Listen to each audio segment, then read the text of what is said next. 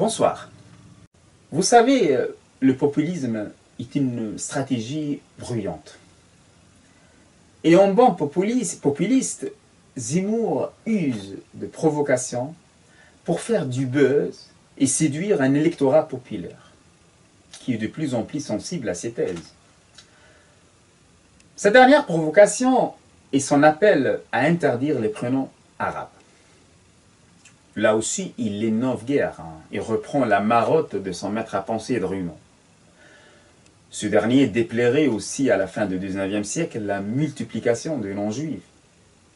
Marchant sur ses pas, Zemmour rend hommage à Napoléon Bonaparte, auteur de loi du 11 Germinal en 11, le 1er avril 1803, obligeant les parents à donner des prénoms chrétiens à leurs enfants.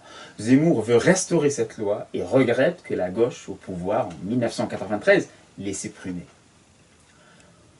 En tout cas, tout ce qui est arabe donne des urticaires à Zemmour. Outre les prénoms, la langue arabe elle-même, qu'il considère comme incompatible avec la rationalité à la suite de l'historien suprémaciste Ernest Renan au XIXe siècle. Cette langue serait aujourd'hui, selon lui, tout simplement le vecteur de séparatisme islamiste. Cinquième langue la plus parlée dans le monde, l'arabe est la troisième langue d'emprunt du français, derrière l'anglais et l'italien. Mais tout cela, Zemmour n'en a cure. Il ignore qu'il y a dans la langue française 5 fois plus de mots arabes que de mots celtes, la langue de nos ancêtres les Gaulois. Dans l'ensemble des 60 000 mots qui constituent le noyau de la langue française, il y a 500 mots arabes. Rien que le matin, au petit déjeuner, vous usez de 4 mots arabes. Vous prenez une tasse de café, le mot tasse et le mot café sont 2 mots arabes. Vous allez ajouter du sucre à votre café, le mot sucre est un mot arabe. Après, vous prenez un jus d'orange, le mot orange est également un mot arabe. On peut s'amuser à compter. Le mot jasmin est un mot arabe. Le mot guitare est un mot arabe. Le mot coton est un mot arabe. Il y a aussi des dizaines de mots savants. Le mot algèbre est un mot arabe. Le mot algorithme est un mot arabe. Le mot chimie est un mot arabe. Le signe arrobase qu'on utilise dans nos emails, ça vient de l'espagnol arroba, qui vient lui-même du mot arabe arroba. Il s'agit d'une ancienne mesure de poids. Le grand Maïmonide, considéré comme le deuxième Moïse, qui fut le médecin de Saladin, a écrit son ouvrage principal, Guide des égarés, en arabe, vers l'an 1190. Sur les empreintes de la langue française à la langue arabe, je vous renvoie au livre remarquable de l'exicologue français Jean Privot, Nos ancêtres les Arabes. Et également au livre de l'ancien ministre de la Culture et de l'Éducation nationale, Jacques Lang, intitulé La langue arabe, trésor de France. Malheureusement pour M. Zemmour, heureusement pour l'humanité, les mots sont comme les oiseaux. Ils n'ont pas besoin d'un passeport ni d'un visa pour voyager.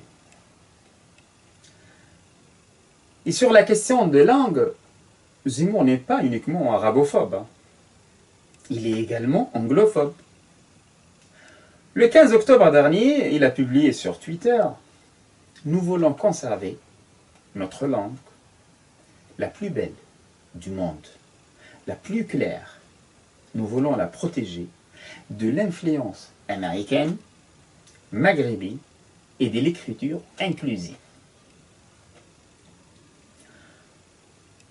Tout au long de son histoire, la France a toujours été une terre plurilingue, où s'épanouissaient des dialectes et des patois. Outre, l'histoire de la France n'est pas l'histoire de la langue française. La naissance de la langue française remonte à 842 et au serment de Strasbourg. C'était un mélange de latin, de gaulois matinés des langues germaniques. D'ailleurs, le roi fondateur de France parlait tous une langue germanique. Comme Charles Martel, cher à M. Zemmour, qui a arrêté la conquête arabe à Poitiers en 732, ou son petit-fils Charlemagne, couronné empereur en l'an 800, immense figure du Moyen-Âge européen, dont se réclament la France et l'Allemagne.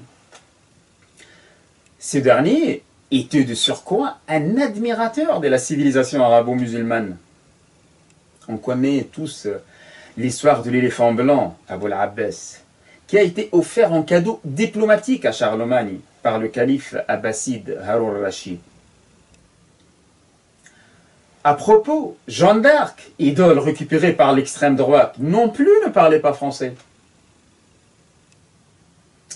Il faut attendre le XVIe siècle et François Ier pour que la langue française devienne la langue officielle de la nation en 1539.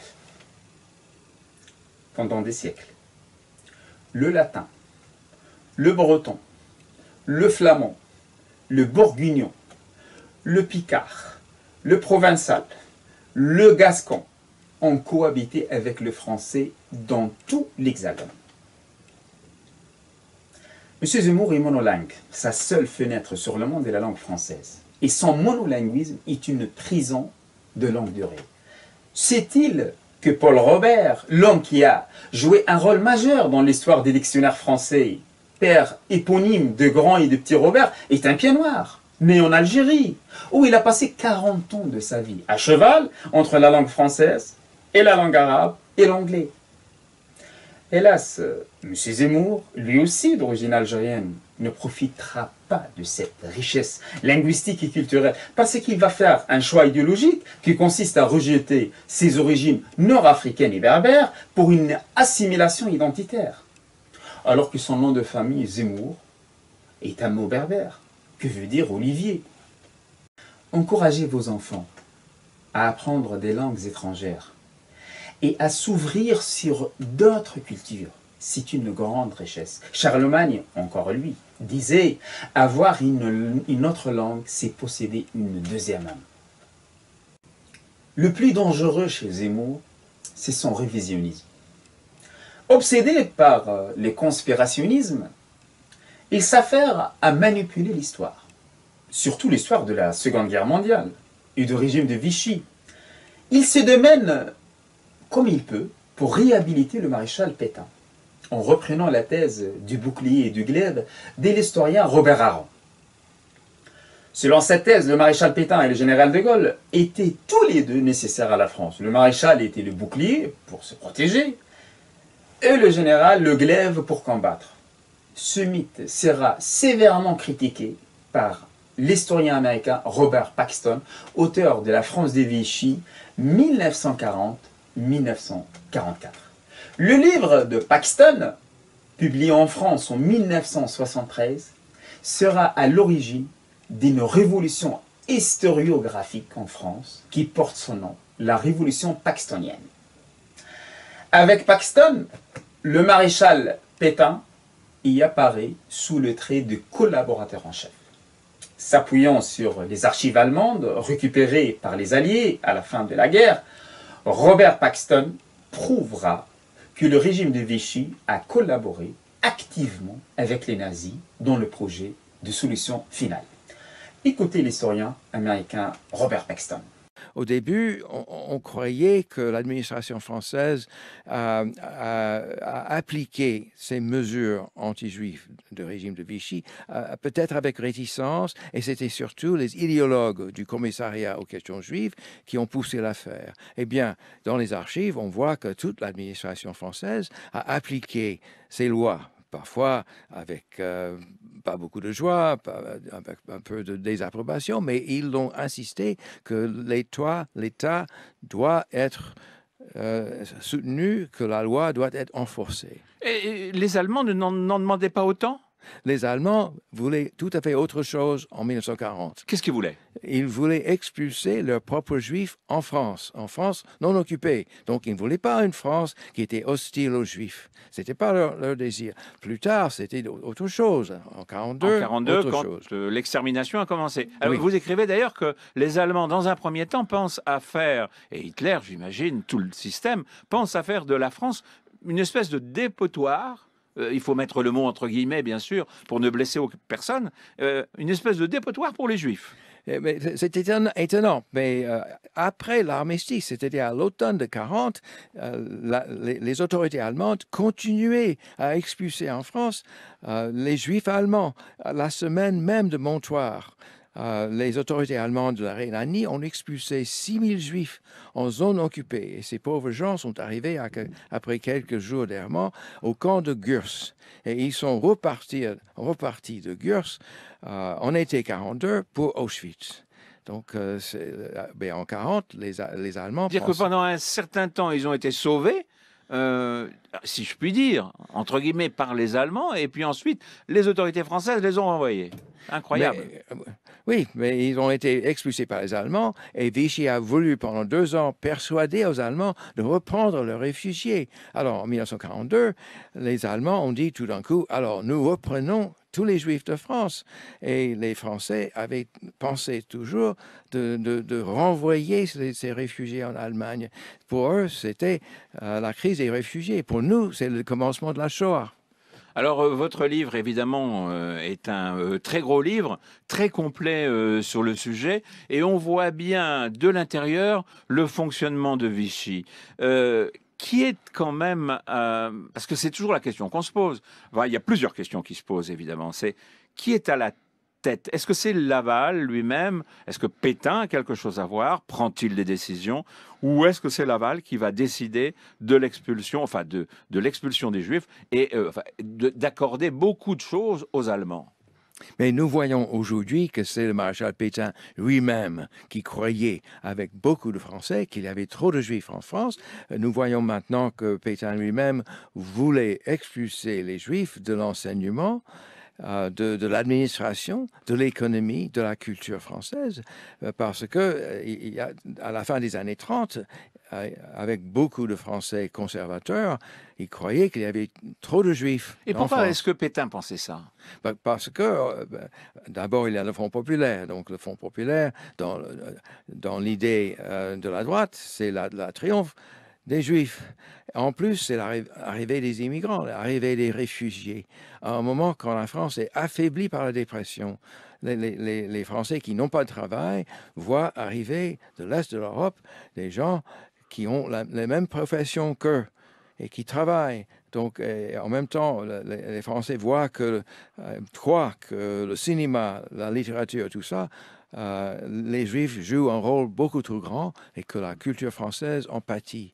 Donc, si on lit la presse de la fin des années 30, si on lit même les écrivains qui sont centristes, non pas forcément à droite, il a cette idée très forte que les Juifs sont en danger pour la France, ils provoquent la guerre avec Hitler, ils sont mauvais pour l'emploi, ils sont mauvais pour la culture, et la France en a trop. Juste après la signature de l'armistice avec les Allemands en juin 1940, le régime de Vichy a commencé à prendre des mesures anti-juives et mis en place 2 statuts des Juifs racistes et discriminatoires entre 1940 et 1942. Le 22 juillet 1940, décret-loi sur la révision des naturalisations. Plus de 7000 Juifs sont dénaturalisés. Le 27 août 1940, abrogation de la loi Marchandeau du 21 avril 1939 qui interdisait la propagande antisémite dans la presse. Le 3 octobre 1940, loi portant sur le statut des Juifs qui proclame pour la première fois la notion de race juive. Cette loi exclut les Juifs de tout poste dans la fonction publique et dans les professions artistiques. Le 4 octobre 1940, une loi accordant au préfet le pouvoir d'interner les étrangers de race juive. C'est dans le cadre de cette loi qu'aura lieu la rafle de Veldiv entre le 16 et le 17 juillet 1942. Pendant 5 jours, la police du régime de Vichy a arrêté plus de 13 000 personnes, dont près d'un tiers d'enfants, pour les envoyer par train sans eau ni nourriture vers le camp d'Auschwitz. En réalité, le régime de Vichy était un bras armé des nazis. Zemmour ose dire que le régime de Vichy a sacrifié les juifs étrangers pour sauver les juifs français au nom de la priorité nationale, alors que les juifs français ont été visés dès 1940. Cette distinction abjecte entre juifs français et juifs étrangers de la part de Zemmour m'amène à vous parler du drame de deux grands penseurs allemands du XXe siècle, juifs étrangers comme dirait Zemmour, deux intellectuels qui l'avènement du nazisme a jeté sur le route de l'exil. Il s'agit de Hannah Arendt et Walter Benjamin. Hannah Arendt se réfugie en France et arrive à Paris en 1933. En mai 1944, elle est internée avec des milliers de femmes au camp de Gurs. Gurs, une drôle de syllabe comme un cinglot qui ne sort pas de la gorge, écrivait Louis Aragon. La jeune philosophe parvient à s'évader, rejoint Montauban puis Marseille, où elle obtient grâce au Centre américain de secours un visa pour le Portugal, où elle parviendra à s'embarquer pour les États-Unis en mai 1941 avec un visa d'entrée illégal. Hannah Arendt obtiendra la nationalité américaine et deviendra une grande philosophe. Et elle nous a légué une œuvre distinguée. Elle nous a laissé les origines des totalitarismes. Elle nous a laissé Eichmann à Jérusalem.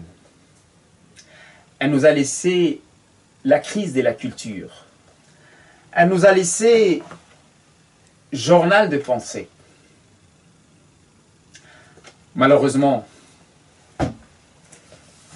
Walter Benjamin n'a pas eu la même chance. En juin 1940, il est enfermé au camp de Verniche, près de Nevers, puis libéré grâce à des intellectuels amis. Benjamin fuit vers le sud de la France, arrive à Marseille et fait une première tentative malheureuse pour quitter la France en se cachant dans un cargo. Le 25 septembre 1940, avec un petit groupe mené par la militante communiste Lise Fitko, Benjamin franchit la frontière franco-espagnole. Après une marche harassante de 9 heures, il arrive à Portbou, en Catalogne, se présente aux policiers espagnols munis d'un visa américain, mais malheureusement, son visa de transit n'est pas validé. Il est autorisé à passer la nuit à Portbou, en attente d'être remis à la Gestapo le lendemain. Benjamin, fatigué, désespéré, se suicide la nuit de 26 au 27 septembre 1940.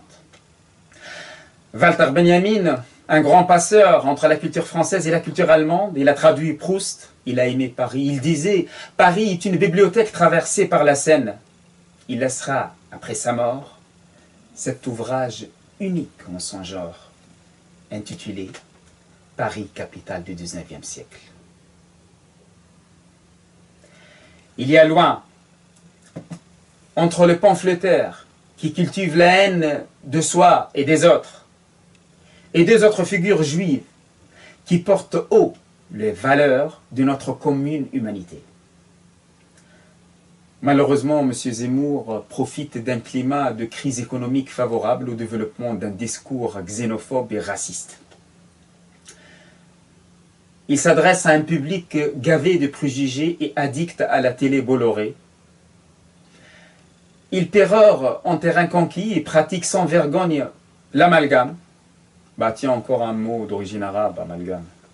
Tout pour faciliter la réception de ces contre-vérités. Chez le public Zemmour, il n'y a aucune différence entre un arabe et un musulman, un arabien turc, un arabien afghan, un immigré et un demandeur d'asile. Tous musulmans, tous honnis.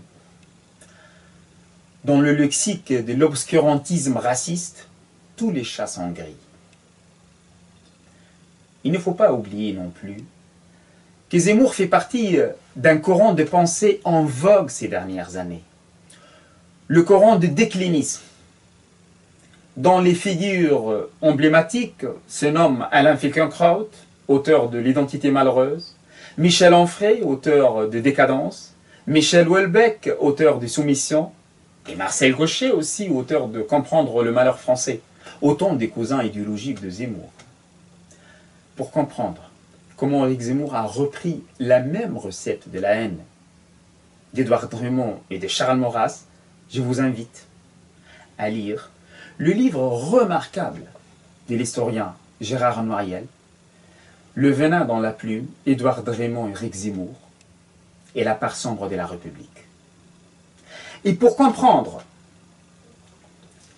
comment Éric Zemmour a instrumentalisé l'histoire, je vous invite à lire les livres de l'historien américain Robert Paxton, La France de Vichy, 1940-1944.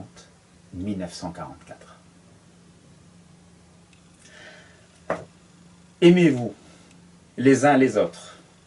Ne cédez pas aux sirènes de la haine. Merci pour votre attention et au revoir.